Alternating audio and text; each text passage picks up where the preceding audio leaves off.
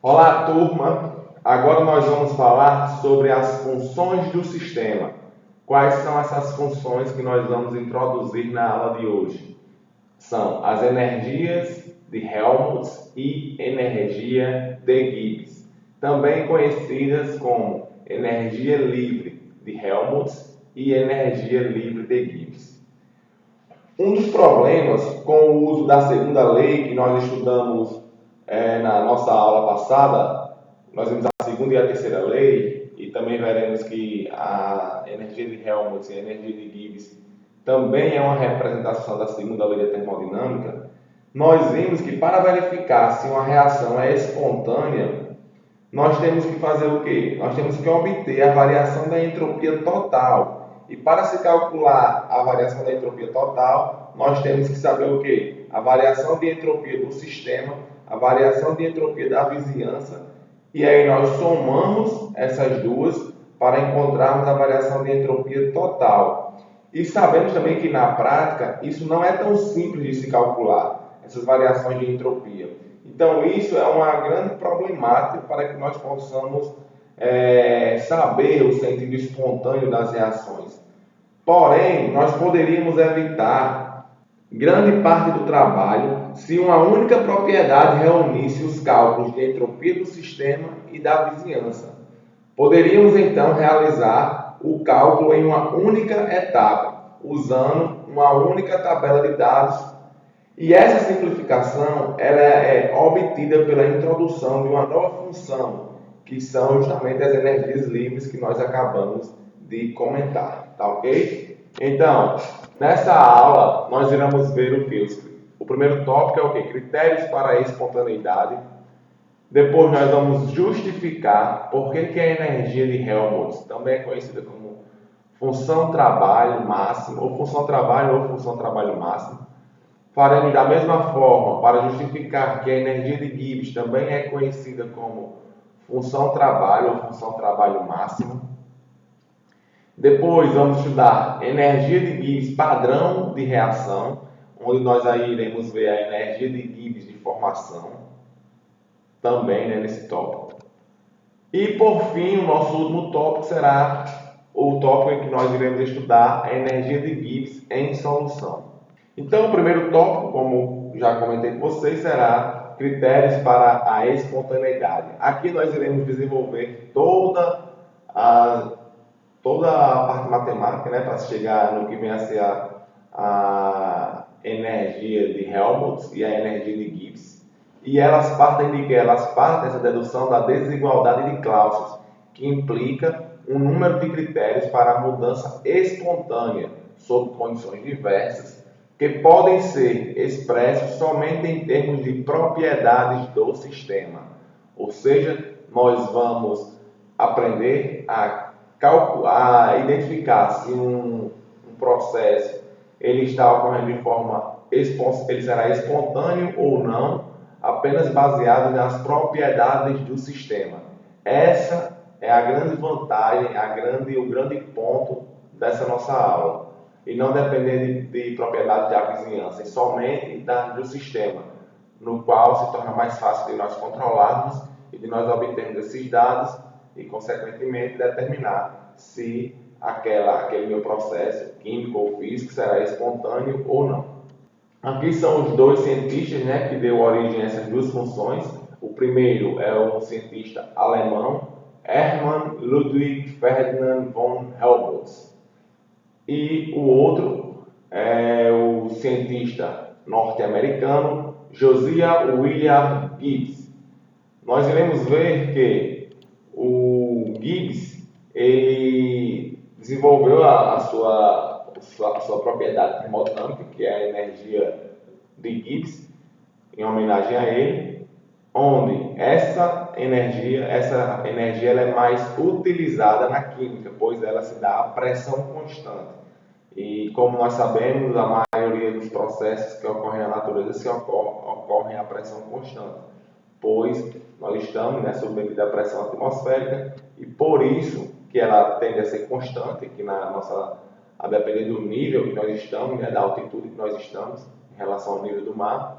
e por isso que a propriedade de Gibbs, já chamando a atenção desde agora, ela é uma propriedade mais utilizada na química, pois ela se dá a pressão constante. Para que a gente possa partir para desenvolver essas duas propriedades, como eu falei para vocês, do lado aqui esquerdo está Helmholtz e do lado direito está Gibbs. Tudo que vier do meu lado esquerdo estarei falando sobre a energia de Helmholtz. E tudo que estiver do meu lado direito eu estarei comentando sobre a energia de Gibbs. Gibbs, o desenvolvimento da sua propriedade se dá a pressão constante e a de Helmholtz a volume constante. E também eles têm outro parâmetro que é comum aos dois, que é o que a temperatura tem que ser constante, ou seja, também tem que ser um processo isotérmico. Então vamos lá. Partindo de que nós temos uma temperatura constante, a desigualdade de Clausius nós vimos que é o que? Variação de entropia é maior ou igual à variação de calor sobre a temperatura. Se nós passarmos esse termo aqui para o primeiro membro, vai ficar variação de entropia menos variação de calor sobre temperatura maior ou igual a zero. Agora, aí vocês têm que lembrar do que a gente já viu, lembrar também de termodinâmica 1. Quando nós temos volume constante, variação de calor será igual a variação de energia interna, pois trabalho vai para zero, né? Trabalho de expansão. E no caso aqui de Gibbs, ele considera, no caso, a pressão constante para a sua dedução. Então, quando nós temos variação de calor, a pressão constante, nós sabemos que é igual a variação de entalpia. Então, mais uma vez frisando, tudo que eu vou fazendo aqui agora do lado direito será com relação à energia de Gibbs. Nós chegaremos na equação da energia de Gibbs. E tudo que eu fizer aqui do meu lado esquerdo são considerações para a energia de Helmholtz. Tá ok? Então, seguimos. Então, para a energia de Helmholtz, nós não devemos levar em consideração o trabalho extra, certo? Que é aquele trabalho diferente de expansão. Já no caso de Gibbs, é justamente esse trabalho extra que nos interessa, que é o trabalho proveniente do trabalho elétrico, quando está ocorrendo ali transferência de elétrons em uma pilha, por exemplo. Então, esse trabalho é extra, como também poderia ser o que? Uma pessoa elevando um peso de uma altura X até uma altura X mais Y. Então, esse trabalho extra é que nos interessa. E essa função ela é muito importante na química, pois, por exemplo, aqui nós vamos trabalhar com ela, no caso, na eletroquímica, para saber o trabalho que é realizado para que seja transferido elétrons de um eletrodo a outro, enfim. Então, sempre tenham mais atenção com a energia de Gibbs, porque ela é mais utilizada na química. Apesar de que vocês também devem ter conhecimento de como que se chega e como que se deduz a energia de Helmholtz. Então, pessoal, agora, ajustando aqui a energia ou a desigualdade de Clausius, para o que nós acabamos de ver, vai ficar o quê? Variação de entropia menos variação de energia interna sobre temperatura maior ou igual a zero. Aqui do mesmo jeito que nós fazemos para a energia de Gibbs, só que agora aqui vai ficar o quê? ds menos dH dividido por T maior ou igual a zero. Reajustamos aqui nos dois lados. Ó. Agora a gente vai fazer o quê? Passa o T vezes, vai ficar T vezes ds. Então, T vezes ds é maior ou igual a du, e aqui vai ficar o quê? Se a gente passar o T para cá multiplicando. T vezes ds maior ou igual a dH.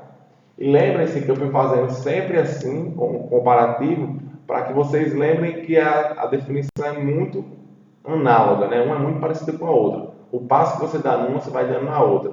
Então, só muda aí algumas considerações, como a de Helmholtz é a volume constante, a de Gibbs é a pressão constante. E vamos lá. Aqui nós já vou parar um pouco para discutir com vocês o que se a gente já pode extrair algumas conclusões, né, dessa nossa próxima afirmação, que é o quê? Se a energia interna ela for constante, du será igual a zero. Ou se a entropia for constante, ds será igual a zero. E esta expressão aqui nós podemos analisar da seguinte forma. ds, quando ocorre a variação de entropia para quando U, ou seja, energia interna for constante e volume for constante, nós vamos ter o quê? ds será maior ou igual a zero. Como vocês podem ver aqui, ó. Se du aqui for para zero, a gente passaria o t para cá dividindo, né? Então ia ficar o quê? ds, mantendo u e v constante, maior ou igual a zero. Entenderam aqui, ó? Por isso daqui a gente chega aqui, ó. Ok? Porque quando du vai para zero, se a gente organizar aqui, vai ficar ds maior ou igual a zero. Daí, nós podemos concluir que, para um processo ser espontâneo, se ele tiver a energia interna constante e o volume constante, a variação de entropia do sistema ela será maior ou igual a zero. Isso aí é um critério para a espontaneidade. Outro critério é, se a entropia for constante, ó, aqui nós estamos interessados em quem? Na variação de energia interna, mantendo S e V constante, ou seja, entropia e volume constante. Isso daqui, olha, toda vez que você vê esse subíndice aqui, esse valor aqui subscrito, essas variáveis subscritas, quer dizer que ela está constante, certo? Que no caso é energia interna e volume, e aqui é entropia e volume. Aí a gente analisa de forma separada. Então, ó, se entropia for igual a zero, nós vamos ter o que aqui? Du, vou botar aqui embaixo, du, ele será menor ou igual a zero, que está óbvio, né? Então é justamente isso que a gente obtém aqui. Então essa parte aqui nos afirma a seguinte situação: se eu tenho entropia e volume constante, du, a variação de energia interna, será menor ou igual a zero.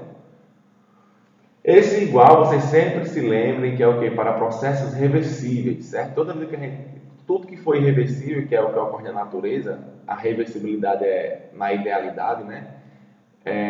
Tudo que é reversível quer dizer o quê? Que está em equilíbrio.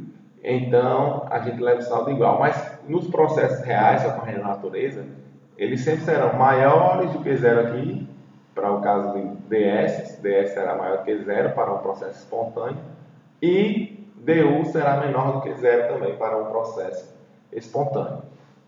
Da mesma forma, nós analisamos também para o que a gente acabou de fazer, só é a gente analisar para o caso do desenvolvimento da energia de Gibbs. Então, se nós temos aqui a variação de entropia, mantendo entalpia e pressão constante, para que o processo seja espontâneo, ele deverá ser maior ou igual a zero. Se eu mantenho a entalpia aqui, se eu quero saber a variação de entalpia e eu mantenho S, ou seja, entropia e pressão constante, para que esse processo seja espontâneo, a variação de entalpia ela tem que ser menor ou igual a zero. Agora, vamos aqui trabalhar com o que a gente já vinha fazendo.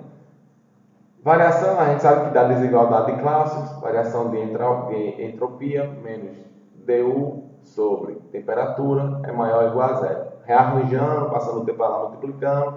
E aqui agora, a gente passando o TDS para o outro lado, nós encontramos o quê? Que zero será maior ou igual a du menos TDS. Da mesma forma aqui para o lado da entalpia. E vamos encontrar o quê? Aqui vai ficar zero, né? Maior ou igual a dH menos TDS. Dessa forma, nós introduzimos as duas propriedades que eu venho falando no começo dessa aula, que é a energia livre de Helmholtz, ou energia de Helmholtz, e a energia livre de Gibbs, ou energia de Gibbs. Energia de Helmholtz representada pela letra A e energia de Gibbs pela letra G. Certo? Onde A é igual a U menos TDS e G é igual a H menos TDS. Qual é a condição que está aqui expressa para que a energia de Helmholtz seja igual, ou para que, qual é a condição que aqui está expressa nessa equação para que esse processo seja espontâneo? É que du menos TDS tem que ser o quê? Tem que ser menor do que zero, certo? Então, Helmholtz assumiu que a sua energia seria igual a quê? U menos T vezes S. Aqui, se a gente fizer as variações, a gente vai ver que vai ficar aqui D, D aqui e o D aqui na frente do S.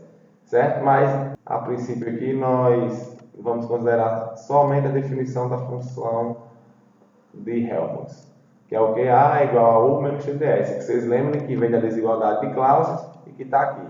Então, nós veremos mais à frente que para um processo ser espontâneo, dA, ou seja, a variação de energia de Helmholtz, tem que ser menor do que zero, porque é justamente o que se afirma aqui. Ó. Para que um processo seja espontâneo, dU menos TdS tem que ser o que? Menor ou igual a zero. E a mesma coisa a gente faz para Gibbs. Gibbs, utilizando o conceito de pressão constante, né? E Helmholtz a volume constante, Gibbs aqui vai dizer o quê? Que a energia de Gibbs será igual a H menos TdS. Ou seja, para um processo ser espontâneo, a energia de Gibbs G ela deverá ser o quê? Menor ou igual a zero. Se nós considerarmos aqui uma variação, né, microscópica e mantendo a temperatura também constante, para nós não derivarmos também em função da temperatura, nós vamos encontrar o quê? Que dA é igual a dU menos TdS e para a energia de Gibbs, dG é igual a dH menos TdS. As transformações espontâneas ocorrem quando o que? Eu já acabei de falar. Quando a variação de energia de Helmholtz, aqui na esquerda, ó, ela mantendo temperatura e volume constante, ela é menor ou igual a zero. No caso da energia de Gibbs, quando é que o processo será espontâneo? Quando a variação da energia de Gibbs mantendo temperatura e pressão constantes for menor ou igual a zero. No equilíbrio, quando o processo for reversível, tanto a velocidade da reação direta for igual à velocidade da reação inversa, ou a velocidade do processo direto for igual à velocidade do processo inverso, aqui já mexendo um pouco também com cinética, né, dos processos, nós vamos ter o quê? Que a variação de energia de Helmholtz, mantendo temperatura e volume constante, será igual a zero. E a variação de energia de Gibbs, mantendo temperatura e pressão constantes, será igual a zero. Devemos também ressaltar que tanto a energia de Helmholtz como a energia de Gibbs é conhecida como trabalho máximo, tá ok? Então, para Helmholtz, sempre leve em consideração temperatura constante e volume constante, e para Gibbs, sempre temperatura constante e pressão constante. Então, aqui, ó, trabalho máximo, sem considerar o trabalho de expansão e sem considerar o trabalho extra, certo? Sem considerar o trabalho extra aqui para Helmholtz, e aqui para Gibbs, o trabalho máximo será igual a justamente a variação da energia de Gibbs, considerando justamente o trabalho extra, certo? Então, o que é importante aqui é sabermos que a variação da energia de Helmholtz é igual ao trabalho máximo, sem considerar o trabalho extra, tá ok? Para Helmholtz. E para Gibbs é o quê? Que a variação de energia de Gibbs é igual ao trabalho máximo, função trabalho máximo, levando em consideração esse trabalho extra, diferente do de expansão, que é justamente, como eu comentei com vocês, trabalho elétrico, que a gente vai utilizar muito em eletroquímica. O índice E simboliza extra. E o que eu já falei, A também é conhecido como função trabalho máximo ou função trabalho. G é conhecido como função trabalho máximo ou função trabalho também. E para variações macroscópicas, ou seja, quando a gente já sai ali do nível microscópico, vai para o macroscópico, nós não utilizamos mais o símbolo de D, e agora delta, né? Você sabe disso. Então, o trabalho máximo será igual à variação de energia de Helmholtz, o trabalho máximo extra será igual à variação da energia de Gibbs, certo? E a mesma coisa, para que fique bem claro para vocês. Porque aqui agora a gente está levando em consideração justamente o que a gente definiu desde a desigualdade de classes, que trabalho máximo será igual à variação da energia de Helmholtz, que será igual a ΔU menos TdS. E para Gibbs, o trabalho máximo extra, sem considerar o trabalho de expansão, será igual à variação da energia de Gibbs, que será igual a ΔH menos TdS. T ΔS. Aqui é um ponto que um slide aqui que eu quero que vocês prestem bem atenção, pois aqui nós vamos ter agora bastante o que discutir, certo? Nesse lado aqui da esquerda, lembrando que aqui parece a ilustração que eu peguei do livro, né, e adaptei aqui, ele faz sempre em consideração para a energia de Helmholtz. Mas eu também coloquei logo aqui embaixo um pouco mais claro aqui a energia de Gibbs, certo? A equação da energia de Gibbs. Pois, se nós trocarmos aqui onde tem ΔU por ΔG, dá para se tirar as mesmas conclusões. Tá ok? Aqui, ΔU aqui nessa parte e ΔU aqui. Nesse outro lado também do mesmo jeito. Onde tem ΔU, se a gente considerar ΔG, dá também para levar em consideração e tirar as mesmas conclusões para energia de Gibbs. Então, pessoal, nessa figura aqui da esquerda, nós devemos levar em consideração que em um sistema que não está isolado das suas vizinhanças, o trabalho efetuado ele pode ser diferente da variação de energia interna, certo? Ou seja, ΔA ser diferente de ΔU. Porque tem esse termo aqui, T∆S, que é muito importante nessas considerações e que vai justamente fazer com que a função trabalho ela seja diferente da função da energia interna. Além disso, o processo será espontâneo se a entropia total do sistema e das vizinhanças aumentar. Ou seja, se a entropia, como a gente já sabe, né, a soma das entropias do sistema e da vizinhança tende a um máximo. Isso é o critério de espontaneidade. Nesse processo aí, que nós estamos vendo, a entropia do sistema diminui. ΔS é menor do que zero. De modo que a das vizinhanças deve aumentar para que o processo seja espontâneo. Pois se ΔS diminui, ΔS do sistema, ΔS da vizinhança tem que aumentar para que o processo ele seja espontâneo. Isso eu vou explicar aqui de forma matemática depois. Então, é preciso que haja passagem de energia do sistema para a vizinhança na forma de calor. Ou seja, para que, se a entropia do meu sistema ela está diminuindo e a entropia da vizinhança está aumentando, como é que isso pode ocorrer? Só pode ocorrer se eu estiver liberando energia interna, na forma de liberando energia, né, ΔU, na forma de calor para a minha vizinhança. Pois quando eu estiver liberando calor, eu estou aumentando a desordem, o número de microestados acessíveis da minha vizinhança. E isso faz com que ΔS aumente, ΔS da vizinhança, e a soma ΔS da vizinhança mais ΔS do sistema tem que dar maior do que zero. Isso para analisando do ponto de vista da entropia. E, consequentemente, a função trabalho que nós vamos obter aqui, para o caso da esquerda, será o quê? Será menor do que a função do que ΔU, né? Do que a energia interna, ou seja, o trabalho será menor do que ΔU. Se nós analisarmos, pessoal, do ponto de vista matemático, é simples o que está ocorrendo aqui. ΔS está sendo o quê? Negativo.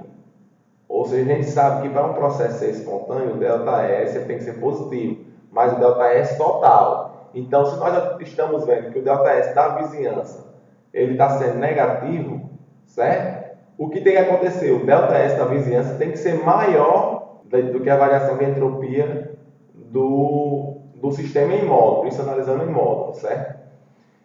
Então, se aqui é negativo, aqui nós vamos ter o quê? Uma variação de energia interna também negativa, porque ela está perdendo energia na forma de calor para a vizinhança.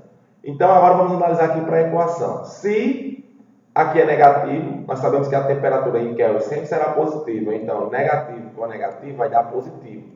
Ou seja, é como se eu tivesse um valor aqui, vamos supor, menos 100 para energia interna, certo? Então, menos 100 aqui para energia interna. Então, se eu sei que aqui T vezes ΔS, esse produto vai dar positivo, então vai ficar mais, vamos supor, mais 10. Tá ok?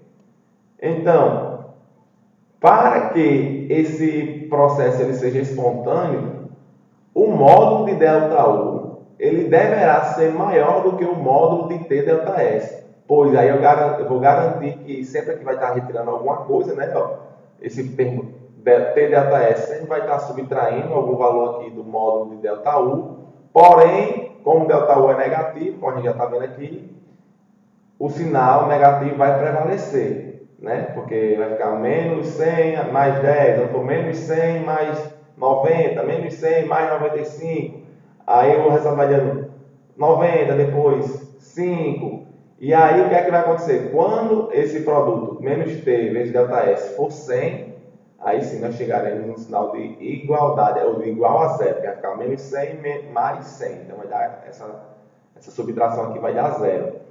E aí nós chegaremos no equilíbrio, ou seja, onde nós teremos um processo reversível.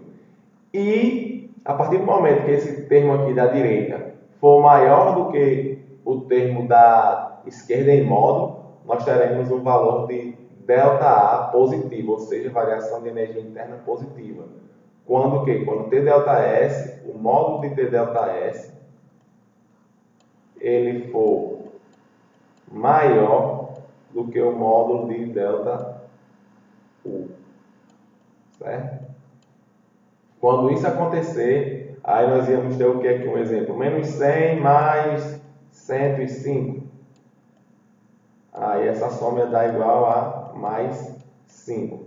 Quando isso aqui desse igual a mais 5, delta A seria igual a mais 5, ou seja, mostraria que esse processo não seria mais espontâneo. Então, essa análise matemática que eu quero que vocês façam também, certo? Para vocês verem como tudo está interligado. Ou seja, voltando aqui para fazer uma revisão. Quando eu estou tendo aqui, ó, quando a variação de entropia do meu sistema ela é menor do que zero, ou seja, eu tenho obrigatoriamente que a variação de entropia da minha vizinhança ser maior do que zero, pois nós vimos lá atrás que variação de entropia do sistema mais variação de entropia da vizinhança tem que ser maior do que zero. Então, se aqui está sendo um valor negativo, esse aqui tem que ser um valor mais positivo do que o negativo, ou seja, o módulo de ΔS tem que ser menor do que o módulo de ΔS da vizinhança, para que o ΔS total seja maior do que zero. Tá ok? E já quando a gente olha para ΔA, é o contrário. O ΔA tem que ser menor do que zero para ser espontâneo. Certo?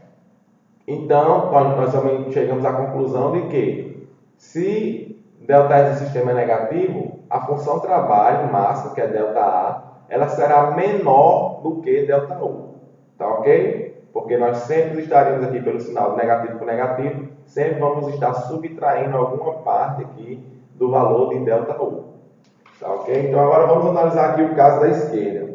ΔS é maior do que zero, ou seja, a variação de entropia do sistema é maior do que zero. Certo? E nós temos aqui uma suposição que ΔS da vizinhança é menor do que zero. Tá ok? Se ΔS da vizinhança também fosse maior do que zero, o processo seria espontâneo de qualquer forma. Mas, no caso que eu tenho aqui, que ΔS da vizinhança é menor do que zero e ΔS do sistema é maior do que zero, isso daqui é um processo de quê?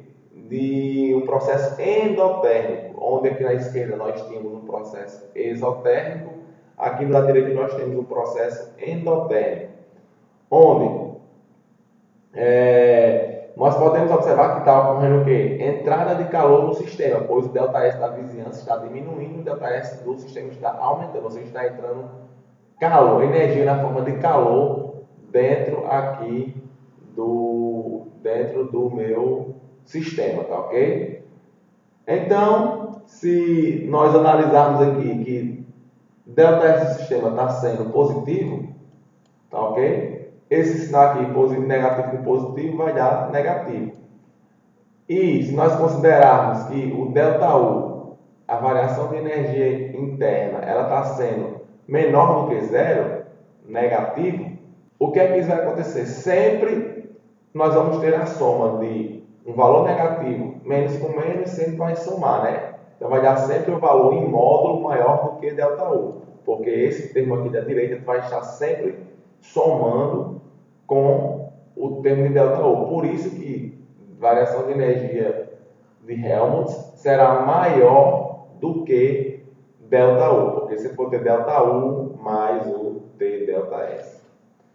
Ficou um pouco complexo para vocês entenderem, mas se vocês analisarem bem, extraírem o máximo que vocês puderem aqui desse slide, vocês vão ter uma percepção muito profunda da termodinâmica envolvendo aí essas funções, tanto energia de Helmholtz como energia de Gibbs. E aqui, se nós desenvolvermos o mesmo raciocínio para a energia de Gibbs, vocês vão chegar às mesmas conclusões. Outra abordagem para a energia, para que a gente possa desenvolver a energia livre de Gibbs é a seguinte. Nós já vimos, né, que ΔS total é igual a ΔS do sistema mais ΔS da vizinhança. ΔS do sistema para um processo a pressão constante, a temperatura constante, que são as condições da energia de Gibbs. Nós vamos ter o quê? Que ΔS será igual a calor, a pressão constante sobre T, que é igual a ΔH sobre T.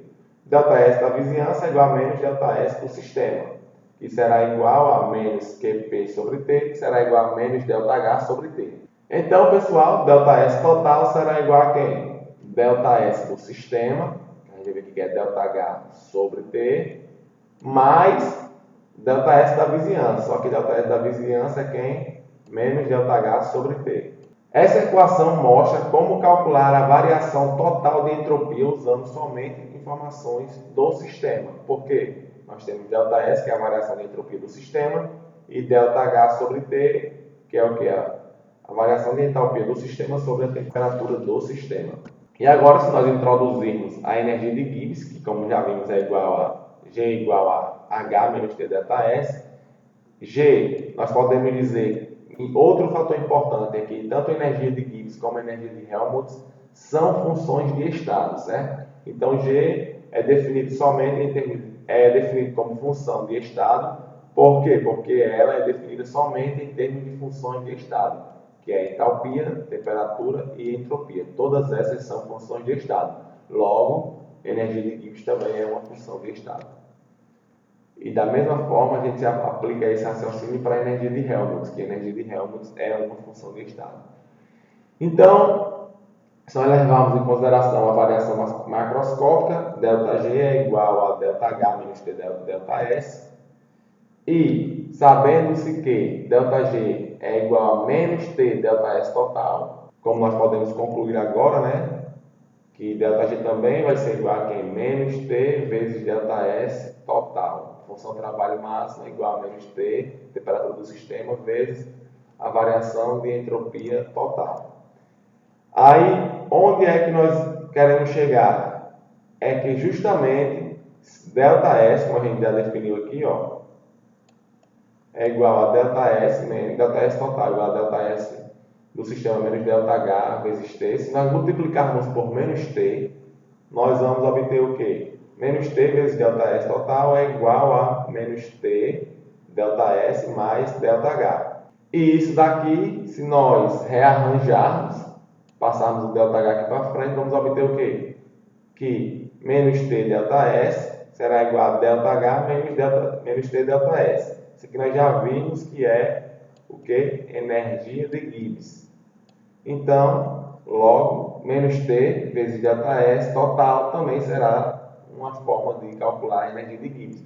Porém, nós já vimos que essa forma aqui não é viável, pois calcular a entropia do sistema e a entropia da vizinhança não é fácil, certo? É a tarefa mais difícil, enquanto que nós se resumirmos apenas a trabalhar com as propriedades do sistema, torna-se mais fácil, que é aqui ΔH, variação de entalpia do sistema, menos T, temperatura do sistema, vezes ΔS, variação de entropia do sistema, igual a ΔG, que é função trabalho máximo, levando em consideração o trabalho extra, como o trabalho elétrico. E os critérios para a espontaneidade, que é o que nós vamos trabalhar a partir de agora na aula, nós veremos que os critérios de espontaneidade é o que? ΔG menor do que zero para um processo espontâneo. Ou seja, para que um processo seja espontâneo, ele tem que ser menor do que zero. Para que o processo não seja espontâneo, a variação de energia livre de Gibbs tem que ser maior do que zero. E para que o processo ele esteja em equilíbrio, ou seja, um processo reversível, onde a velocidade da reação direta é igual à velocidade da reação inversa, tem que ser igual a zero. que graficamente nós temos um gráfico de energia livre por aqui o curso, né, do processo, ou seja, logo no início o ΔG, a inclinação da reta é negativo, mostrando que o ΔG é o que? Negativo, ou seja, trata-se de um processo espontâneo. Chegamos aqui ao vale dessa curva, ou seja, no poço aqui, no ponto mais profundo dessa curva, onde nós temos o equilíbrio, que é o que? ΔG igual a zero. A velocidade da reação direta é igual à velocidade da reação inversa. E, logo em seguida, nós temos o que? Uma inclinação da reta aqui, onde será uma inclinação positiva, né?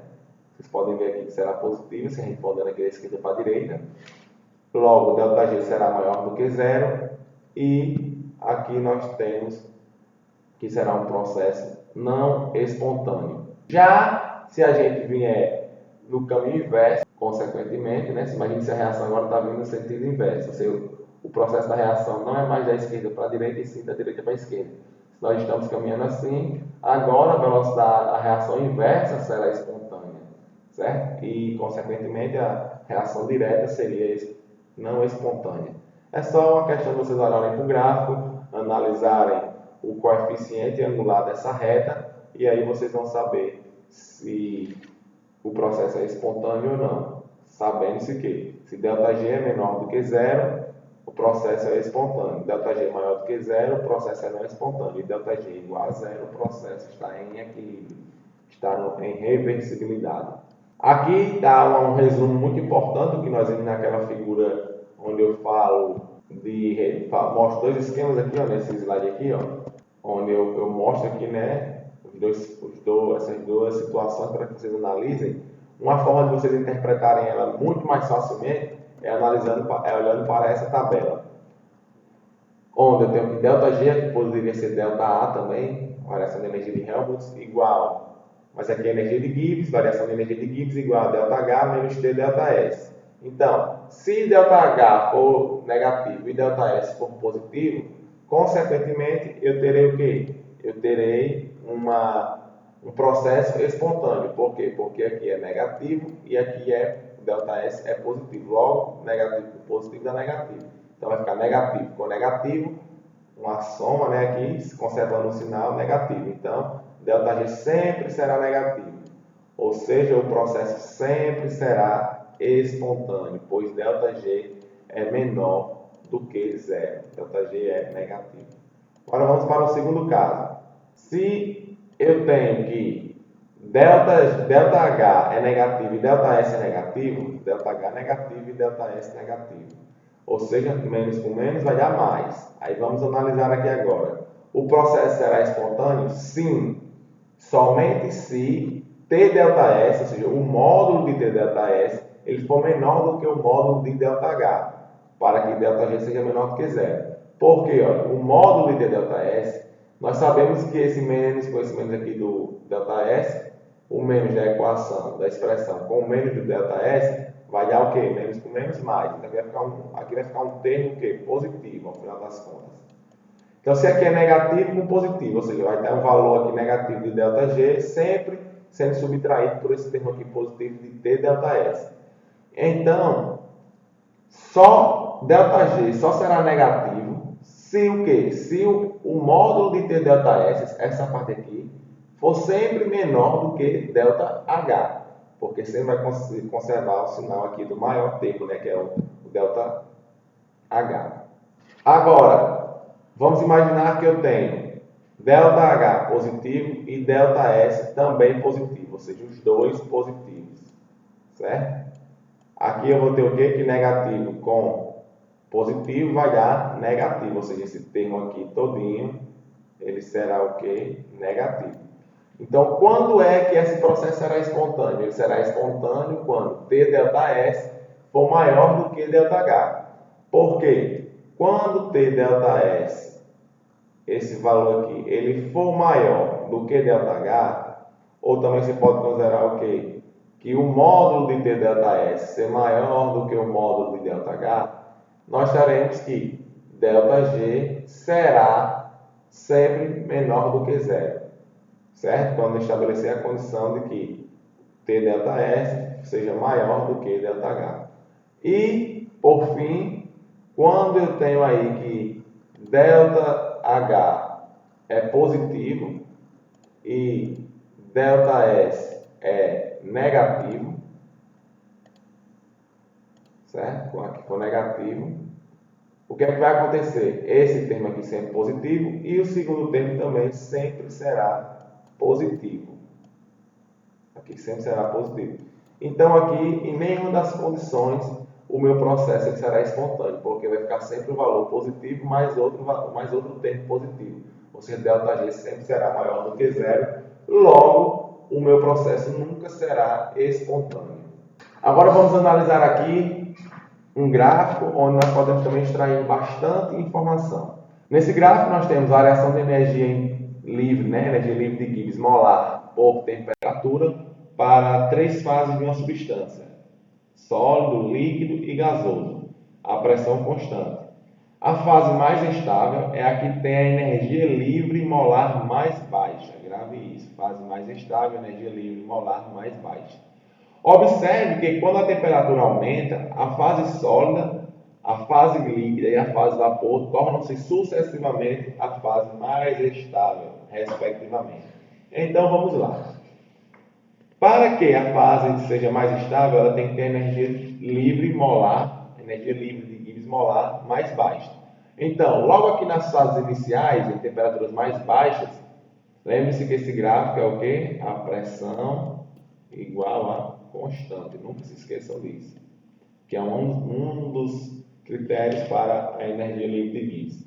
Então, no começo aqui, qual é a fase que tem a menor energia de Gibbs?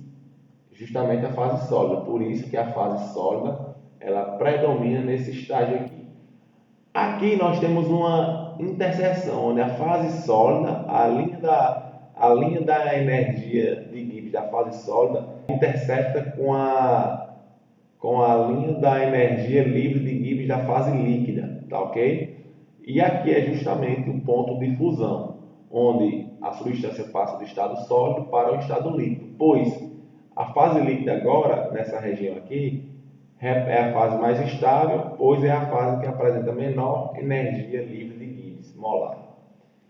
E aqui nessa outra intersecção aqui, onde nós temos a linha correspondente ao estado vapor com a linha correspondente ao estado líquido da substância, nós temos aqui o que? O ponto de ebulição, onde a substância, vai passar do estado líquido para o estado de vapor, pois nessa região aqui a fase vapor vai ter a menor energia livre de Gibbs molar e será a fase predominante, a fase mais estável. Vale salientar que, para este gráfico, a energia de Gibbs ela diminui quando a temperatura aumenta, e há um gráfico a pressão constante. Você pode ver que tanto para o sólido, como para o líquido, como para o vapor, essas retas, elas têm um coeficiente angular sempre negativo, por isso que essas retas sempre são decrescentes. E isso tem tudo a ver com a função de Gibbs, ΔG igual a ΔH menos T ΔS. Ou seja, sempre que eu vou aumentando aqui a temperatura vai sempre aumentando aqui, eu vou sempre retirando uma parcela aqui referente ao ΔH. Tá ok? Então, por isso que vai sempre diminuindo o valor da energia livre de Gibbs. Está totalmente coerente com a equação. Esse gráfico nada mais é do que a representação da equação aí no gráfico. Podemos também perceber que a variação de energia de Gibbs, a variação de energia livre de Gibbs, ela é maior para o gás. Você pode ver aqui que a reta ela é mais inclinada, ou seja, o coeficiente angular da reta da energia livre de Gibbs molar para o vapor, ela é maior, ou para a fase gasosa, ela é maior do que para a fase líquida, do que para a fase sólida. Então, está tudo aqui no gráfico que a gente consegue tirar bastante informação desse gráfico, apenas tendo paciência e interpretando de forma mais profunda. Nesse outro caso aqui, é o caso do CO2 e da naftalina, aquelas substâncias que na pressão atmosférica, por exemplo, ela passa do estado sólido diretamente para o estado de vapor. Por quê? A fase líquida dela, na pressão atmosférica, né? Na pressão em que se é medida, né? Em que se é analisado esse gráfico, a linha correspondente à fase líquida, ela nunca terá menor energia livre de Gibbs molar. Ela sempre estará acima. Então, nesse caso, ela nunca será a fase predominante, nunca será a fase a ser mais estável, a fase padrão naquelas condições. Então, você pode ver aqui, ó, que vem no estado sólido, né, diminuindo, o estado de vapor vem, pum. Então, a substância passa diretamente do estado sólido para o estado de vapor. Por quê? Aqui o estado sólido tem a menor energia livre molar de Gibbs e logo em seguida aqui se intersecta aqui com a fase vapor, fase gasosa aí, passando já diretamente para a fase de vapor, a substância diretamente do sólido para a fase de vapor. E aqui seria o que? O ponto de sublimação, ou seja, a substância passa do estado sólido para o estado de vapor diretamente, sem passar pelo estado líquido. Você pode ver que a função, o gráfico aqui, a reta do estado líquido, ela nunca chega a estar abaixo, chega a estar como sendo a menor energia livre de Gibbs molar. Agora vamos fazer 3 exercícios, onde no primeiro exercício nós vamos ver aqui que vamos determinar se um processo é espontâneo ou não. Então vamos ler. Calcule a variação de energia livre molar, ΔG molar do processo, onde nós temos água sólida passando para a água em estado líquido em alternativa A, ou letra A, né, a 10 graus Celsius e B a 0 graus Celsius. E verifique para cada temperatura se a fusão é espontânea. Em processo, a pressão constante, trate ΔH de fusão e ΔS de fusão como sendo independentes da temperatura. Isso por quê, pessoal? Porque o ΔH de fusão, se a gente fosse levar ao pé da letra, né, ele seria um para uma temperatura 10 graus Celsius e outro a uma temperatura 0 graus Celsius. E o ΔS também, ou seja, eles dependem da temperatura. Eles são dados em função da temperatura. Mas aqui a gente está fazendo uma consideração para que ele não se altere aí com essa variação aí de 10 graus, né, 10 graus Celsius, de 0 até 10 graus Celsius. Então, respondendo à letra A, nós vimos que ΔG molar aqui, né, ΔG molar da água será igual a ΔH menos TΔS. ΔH de fusão menos temperatura vezes ΔS de fusão. Então, aqui a gente já deu os valores de ΔH de fusão e ΔS de fusão. Só é substituir na equação e a temperatura que ali dá 10 graus a gente transforma para Kelvin. Sempre se lembre que essas temperaturas têm que ser dadas em Kelvin, de acordo com o Sistema Internacional de Unidades, que aqui é a temperatura em Kelvin. Então, quando a gente faz essa multiplicação, nós encontramos que ΔG, e aqui logo em seguida a subtração, será menos 0,22 kJ por mol. Como variação de energia livre de Gibbs foi negativa, então o processo é espontâneo. Já quando a gente considera 0 graus Celsius, e fazemos aqui todas as substituições, nós vamos encontrar que o ΔG molar será igual a zero, como nós sabemos, ou seja, o processo está em equilíbrio. Em 0 graus Celsius, a pressão é igual a 1 atm, aproximadamente 1 bar, é o ponto de fusão da água, ou seja, a água passa do estado sólido para o estado líquido. E aqui, nessa temperatura de 0 graus Celsius, nós podemos comprovar termodinamicamente, baseado na energia de Gibbs, energia livre de Gibbs, que esse processo está em equilíbrio, pois o equilíbrio é o que? Quando ΔG é igual a zero, a velocidade da velocidade do processo direto é igual à velocidade do processo inverso e atingindo aí a condição de equilíbrio. Vamos agora ver aqui outro exemplo. Cálculo do trabalho máximo.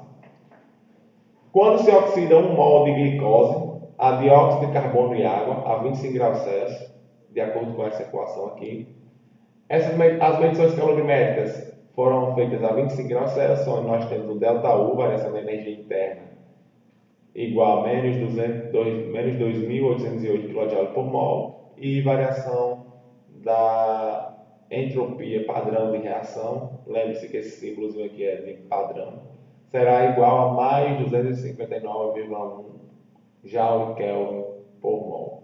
Então, Joule por Kelvin por mol. Aqui tem que ser Joule por Kelvin a menos 1 aqui, por mol. Então, que energia é possível aproveitar na forma de calor a pressão constante e na forma de trabalho? Resolvendo aqui, vocês têm que se lembrar lá que nós vamos ter que calcular a energia interna, né, desse sistema, baseada na entropia, tá ok? Porque essa fórmula aqui vocês viram lá em Físico-Química 1, com o professor Igor. Então, essa fórmula nos diz o quê? Que a variação de entalpia da reação é igual à variação de energia livre da reação mais variação dos coeficientes estequiométricos na fase gasosa, aqui você vai fazer produto menos reagente, vezes constante dos gases, vezes temperatura. Então, quem é esse termo aqui? Delta-Ni gasoso. Será o quê? Quantos mols de substâncias eu tenho na fase gasosa nos produtos? 6. Certo? Porque aqui a água está líquida, então não entra como fase gasosa. Quantos mols de substância eu tenho na fase gasosa aqui nos reagentes? 6 também. Porque aqui a glicose está na fase sólida. Então vai ficar 6 menos 6, produtos menos reagentes, igual a 0. Logo esse termo aqui vai para 0, como está demonstrado aqui embaixo. Então, delta, variação de entalpia de reação padrão será igual a variação de energia livre, ou variação de energia interna padrão de reação, que será igual a menos 2.808 kJ por mol. Portanto, a uma pressão constante, a energia disponível na forma de calor é 2.808 kJ por mol. E agora, para responder a alternativa B, nós vamos saber quem é a variação de energia de Helmholtz para esse processo, tá ok? Nós já sabemos quem é a energia interna, nós sabemos que ΔA é igual a ΔU menos T ΔS. E aqui a gente só vai levar em consideração agora que é o quê? Variação de energia de Helmholtz padrão de reação é igual a variação de energia interna de reação, padrão de reação, menos temperatura vezes variação de entropia padrão de reação.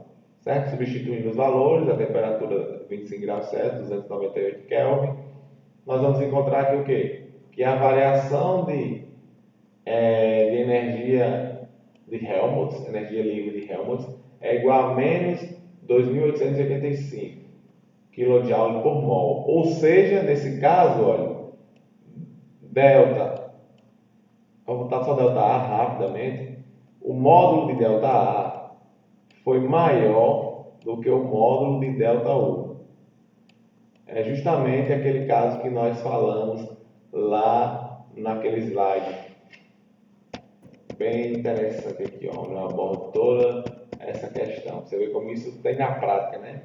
Aqui, quando a variação de entropia do sistema diminui, a variação de entropia da vizinhança tem que aumentar. Quando a variação de entropia do sistema aumenta, a variação de entropia da vizinhança tem que aumentar. Só que nós trabalhamos tudo isso baseado apenas nas funções dos sistemas, que é ΔA e ΔG, facilitando bastante o nosso trabalho. Então, está aqui como eu falei, ou seja, a função trabalho máximo, que é igual a ΔA, foi maior do que ΔU, porque ΔU é igual a menos 2.808. Então, em módulo, né, claro, levando em consideração o módulo, esse valor aqui é maior, o valor de ΔA em módulo é maior do que o valor de ΔU. Ou seja, a variação de energia de Helmholtz maior do que a variação de energia interna. Resolvendo aqui a nossa última questão dessa primeira parte da nossa aula. Qual a energia disponível para sustentar a atividade muscular e nervosa na combustão de 1 mol de C6H12O6, glicose, a dióxido de carbono e água nas condições normais, a 37 graus Celsius, a temperatura do sangue, 37 graus Celsius é a temperatura do sangue, de acordo com a equação. A equação é a mesma. As medidas calorimétricas estão aqui. Certo? Se não me engano, deixa eu ver aqui, são as mesmas, né, as mesmas do exercício passado, mesma reação, tudo igual. Então aqui a gente vai fazer a mesma consideração, que não há mudança significativa nos dados de ΔU e ΔS entre 25 graus Celsius e 37 graus Celsius, pois nós sabemos que energia interna e entropia são dadas em funções da temperatura. Então, ao pé da letra, esses valores iriam mudar de uma temperatura para outra, mas nós estamos fazendo aqui uma aproximação, ok? Então, resolvendo aqui, levando em consideração a mesma equação, que ΔH é igual a ΔU mais variação de moléculas no estado gasoso dos produtos menos as dos reagentes, vezes a constante dos gases, vezes a temperatura. Vai dar como é a mesma equação, nós vamos obter o quê? Que ΔH é igual a ΔU menos 2.808 kJ por mol. Portanto, há uma pressão constante e a energia interna na forma de calor é 2.808 kJ por mol. E se nós aplicarmos aqui para o ΔG, nós vamos encontrar o quê? Que o ΔG, né, levando em consideração aqui a temperatura do sangue, 310 graus Celsius, que corresponde a 37 graus Celsius, ela será o quê? Menos 2.888 kJ por mol. Mesma situação do exemplo passado. ΔG, função trabalho máximo. Está até aqui, ó. Está até aqui o módulo. Será igual a função trabalho máximo. Certo? Será o quê? Será maior do que ΔU. Maior do que ΔU. Nós sabemos que ΔG é igual a função trabalho máximo, né? Levando em consideração o trabalho máximo extra. Então, aqui se a gente aplicar o módulo, 2.888 é maior do que 2.808.